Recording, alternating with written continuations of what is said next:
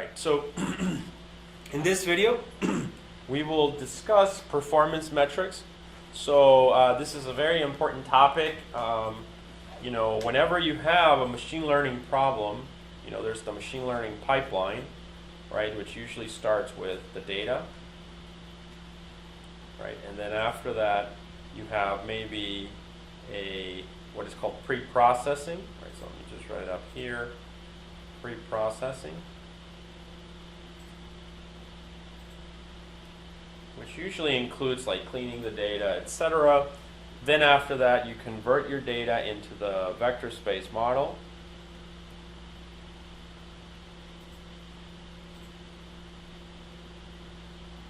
Right, so this might be, you know, where you extract the features, right? The features that are ready for machine learning. Then you build a model, right? So you're going to use some kind of machine learning algorithm, you know, logistic regression, deep learning, etc. And then finally, you have evaluation, right? So you have to have performance.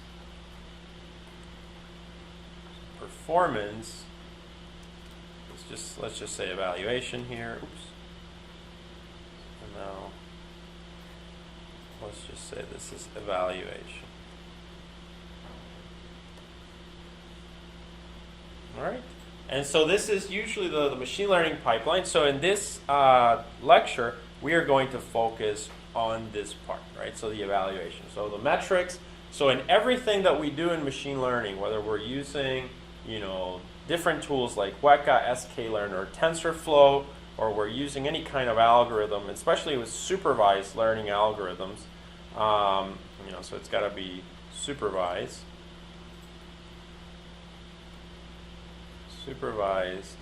learning, right, where we have the actual label, so we have labels, right, and then we have predicted values. So usually what's going to happen is you're going to, you know, compare these two, right, so you want to figure out if they're the same, if they match or not. All right, so that's what, you know, the performance metrics are. So today I will discuss how this works. All right, so the learning outcomes of this, upon completion of this unit, students should have a better understanding of machine learning related performance metrics. All right, so we'll look at a list of the most common performance metrics and basically, you know, kind of get a little bit of sense of the intuition of how they work. And then later on in many of the labs and lectures, I will keep going back to these so that they will be very common throughout our discussion. So what are performance metrics, right? So, you know, that's the first key question. So we want to determine how well a model performs on the data, right? So we want to determine something. So usually what you do is that you divide the data into training, validation, and testing, right? So, or some people may just divide it into train and test. It depends. So the validation, you know, as you can see here, you might leave 60% of the data for training, 20% of the data for validation, and 20% of the data for testing. So what happens is you build a model based on this set, the 60%, you build a model, and then maybe the model needs some parameters for a little better tuning, and that's what the validation set is for. You run some, you know, predictions on this set, you see how it performs, and then it gives a little bit of feedback, right? You know, but this is done, you know, basically by hand, manually. Sometimes this is called grid search. Grid search, and there are some algorithms for that as well. And so what this does is it basically looks for optimal parameters. So it's optimal parameters. Sometimes also called tuning. And so this step, as I said, some people use it, other people may not use it as much, but really it's just to give some feedback to the model, and then finally, once the model has received some feedback, then you apply it to the test set, and then on this test set, you're going to get your performance metrics. All right? So that's kind of how it works, and that's the relationship between the metrics and the data set. So remember that there's two ways of splitting the data. You can split the data. Let's say here we just have a train and test split. All right, so this might be like 33%, right? And then this is 67% or something like that, right? And so again, you train the model on this, and then you apply the performance metrics here. Let's just say metrics. However, there's another, you might be asking yourself, so what happens when you use tenfold cross-validation? So tenfold cross-validation, remember, means breaking up the data into 10 bins, right?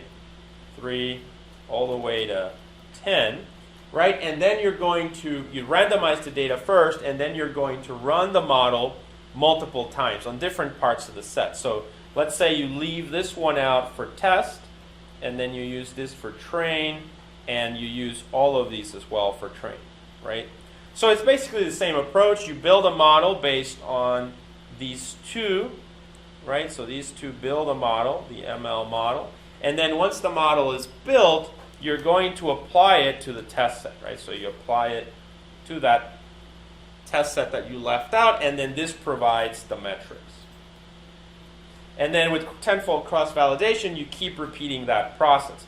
So that basically means that the next iteration or some other iteration in the future is going to say, okay, now this is the test set. So all of these are the train set. This one is left out for the test set. So then again, you build a model with this data.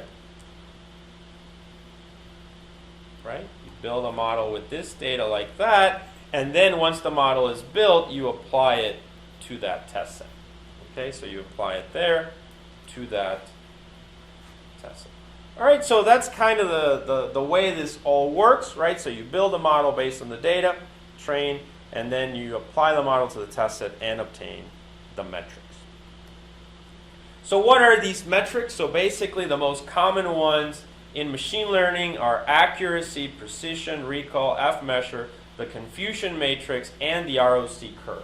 All right, so these are the main techniques that people use to assess how good their machine learning algorithm is. Remember that most of the time we are using data sets that have a lot of features, which basically means they don't just have 2 or 3. So it's not easy to just like plot the graphs and view kind of how the data is distributed. And so in that case, we can't really get pictures or visualization of our results. And so we have to rely entirely on numbers, right? We have to rely entirely on numbers. And that's why we want to have various views of the data, which is what this provides. All right, so these are various views of the data that give us some valuable information. All right, so for our purposes for this course, we will mainly use the metrics from the sklearn library. Now, TensorFlow has its own metrics, but just for consistency and to keep things simple, I just decided to go with just the sklearn metrics here. So we will use the sklearn metrics module for performance evaluation of the classifiers. I will show that this module can be used for both sklearn classifiers as well as TensorFlow classifiers. And again, this will help to more easily understand deep learning later on, since we won't have to use more complex and very verbose TensorFlow functions. So TensorFlow does have a tendency to be a little bit verbose, and it's a lot of code whenever you use something. And so in that sense, this might be a little bit easier. Okay? And when I say verbose, I don't mean that you write a lot of lines of code in TensorFlow, but that each line is long because it's a module within a module within a module of TensorFlow. All right, but so basically we will stick with the sklearn metrics. All right, and we'll develop a nice little function that will help us to always basically easily obtain our performance metrics. So again, so I'll discuss these individual ones, these metrics. So I'll start with accuracy, then recall, and then precision, and F1, and finally the confusion matrix. So here we have the best way to understand accuracy and really all the metrics is by looking at a confusion matrix. So this is a confusion matrix.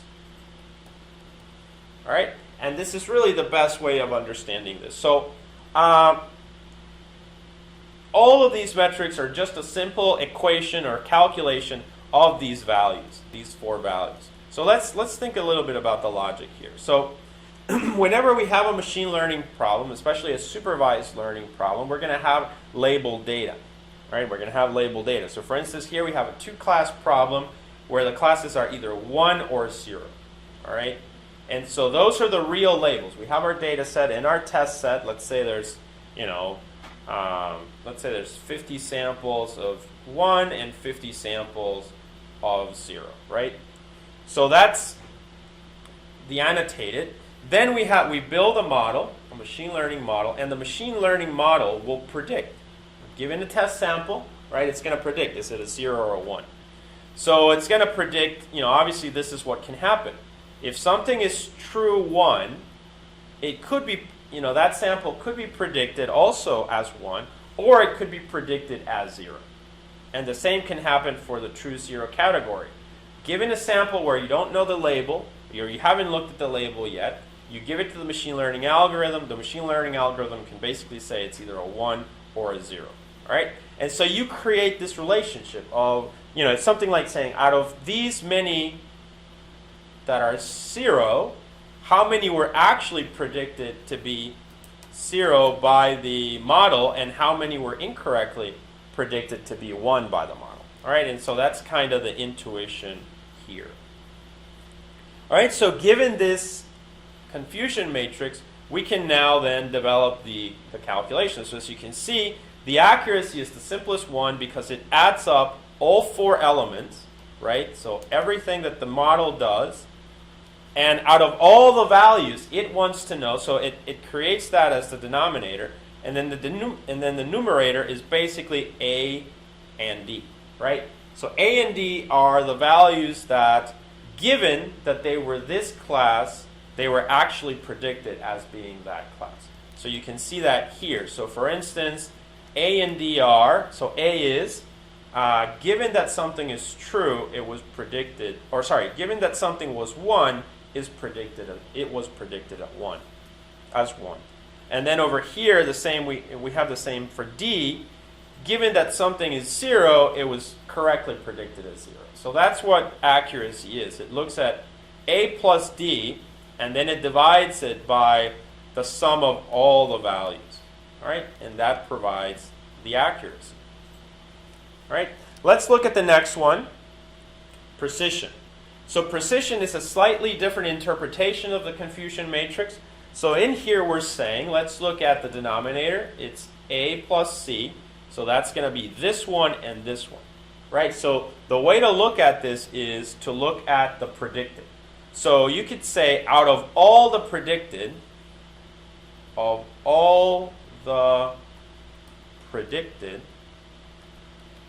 as 1, let's say, so of all the predicted as 1, of all the predicted as 1, then we look at A, and A is just the label 1. So out of all the predicted as 1, how many were actually labeled as 1? So actually labeled as 1. All right, so that's the interpretation. And the same applies for the other one.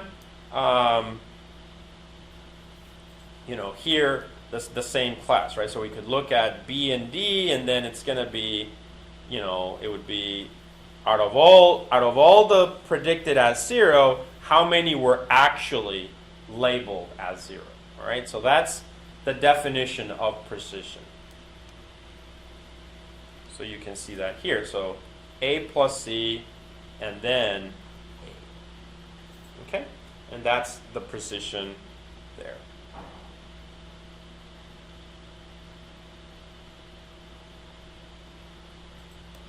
The next one is recall, slightly different, a little bit different. So now we look at The recall is A plus B, so now we look at this, A plus B. All right, and then so that the interpretation of that is basically based on the labeled one. So not as before, it was the predicted, right? Here it was predicted. Now we scroll down and we say, okay, A plus B, so of all labeled as 1, okay, of all labeled as 1, we look at A, right? So how many were actually A? So of all labeled as 1, A plus B, how many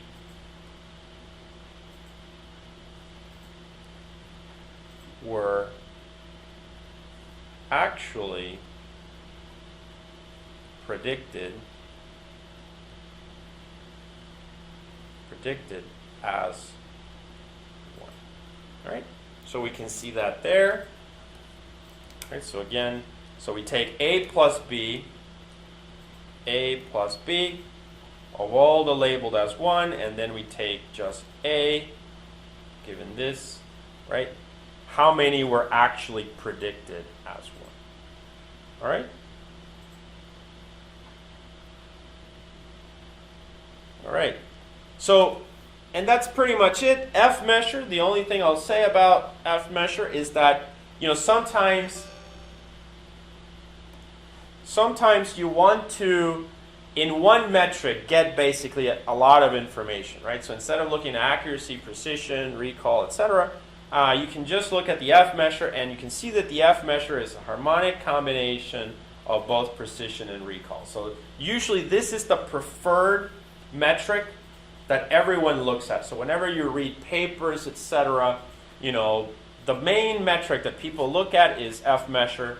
Then if they want to know a little bit about precision or recall based on the definitions we just provided, then they might look at those metrics. Accuracy is not actually the main one that you want to look at, but really the F measure. And as you can see, the F measure is based on the confusion matrix. Now you first need to calculate precision and recall, and then you can compute F measure based on this equation that we have here. Now, you don't usually have to do these calculations on your own, right? This is done by sklearn, or is done by Weka or TensorFlow, right? So you just really have to call functions, and the functions will perform the analysis.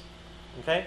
So that's really the main intuition behind all of these performance metrics.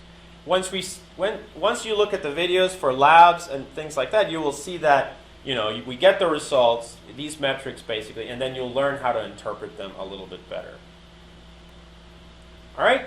Now the last one I'll talk about is the confusion matrix. So now we have, this is from Weka. We took this screenshot from Weka. All right, and you can see it's basically this iris data set. You can see just by the name here. And all the confusion matrix does is it tells you again, out of all that are A, how many were correctly classified as A. So you can see here, all 49 were classified for the test set here as A, and there were 0 misclassifications. So that's really good. However, that's not going to always happen. So usually what's going to happen instead is that you're going to have things like that. So those are misclassifications. So those are misclassifications because they're not in the diagonal, right? So you can see that. So when something is in the diagonal, it basically means that out of, 46 or out of 50 that were B, 46 were correctly classified, and there were 4 misclassifications, all right? And the same happens here for C, right? So out of 50 again that were C, 46 were correctly classified as C, and then there were 4 misclassifications. This is also useful because sometimes this might tell you where the algorithm is getting confused. So it might say, well, it confuses here. You can see it confuses for B, it confuses classes B and C, right? But it doesn't get confused with A, for instance. All right, so it's very useful. So I think it's always worth looking at the confusion matrix whenever you can to see what's going on in the data and to get a better sense of the algorithm. All right?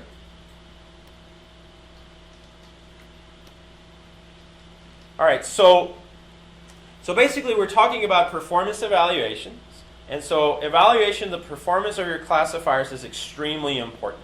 It is, in fact, what you need, right? You need to know how well the algorithm performs, how well it's detecting, intrusions, malware, phishing attacks, etc. The sklearn kit provides very good modules to address this issue.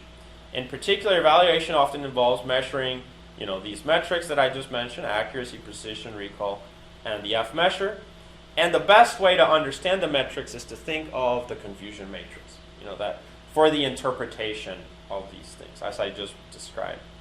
Confusion matrices show how many elements from a class are correctly and incorrectly classified, right? And that's kind of what I had said before, so I'm summarizing it here.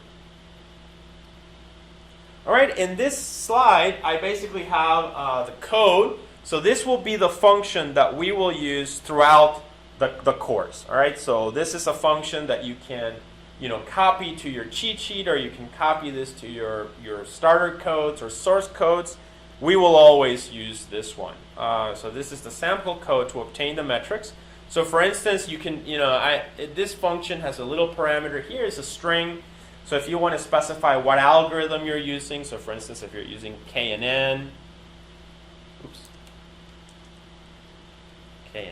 or you're using DeepNet, right? So something like that. You can provide like a parameter, a string with the information.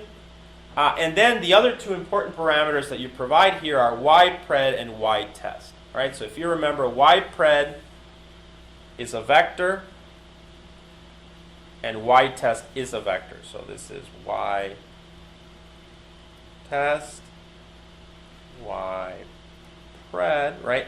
And so we're going to provide these. One is the annotated labels and one is the predicted labels. So usually, let's say you have 1, 1, 0, 1, and then here 1, 1, 0, 0, right? So that tells you that you have a match here, you have a match here, you have a match here, but these two do not match, right? So this gives you, in terms of accuracy, it would give you like a 75% accuracy. Right, and that's basically what's happening. So we provide in ytest the labels and in ypred the labels as well. All right, so here you can see the code. We can print the algorithm name.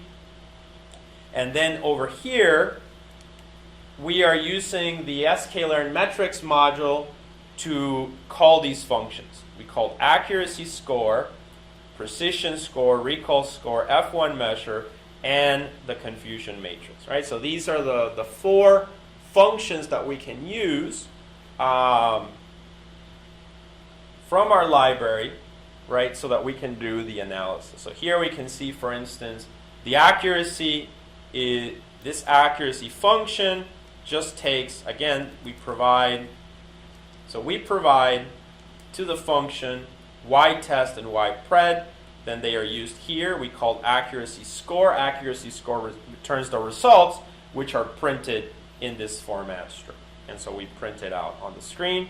The same applies for the confusion matrix. We take ytest, ypred, run it through the confusion matrix, and then we can print it and get our results, just like we saw in the previous slides.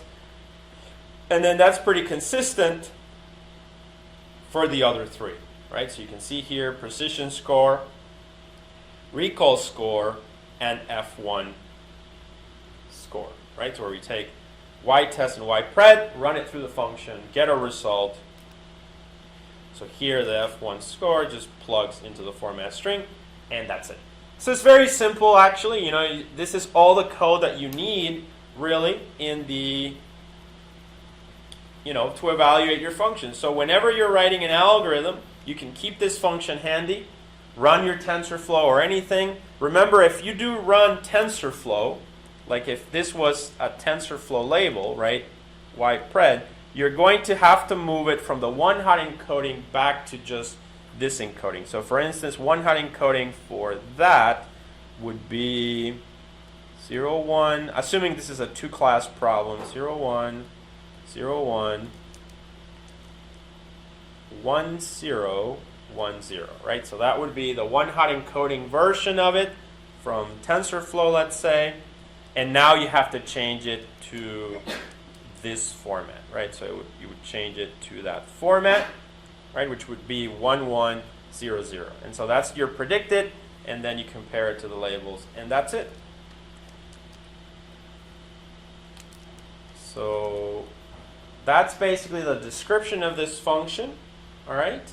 And it's pretty straightforward, and it's a function that we can use for anything. All right, so here's just a summarization of that previous function. So the code above shows a function to print the performance metric statistics. Two sets are provided, which are ypred and ytest.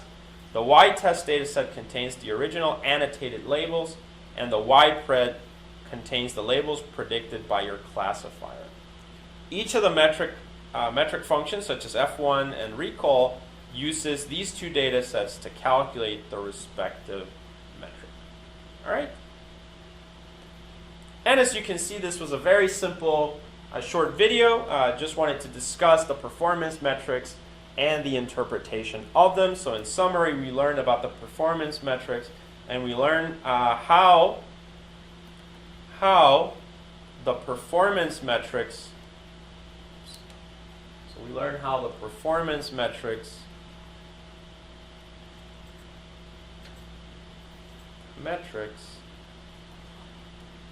are related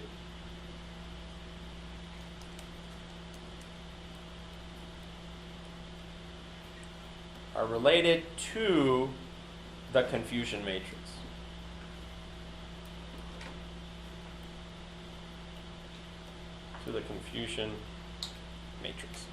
All right, so that concludes this video on performance metrics for machine learning.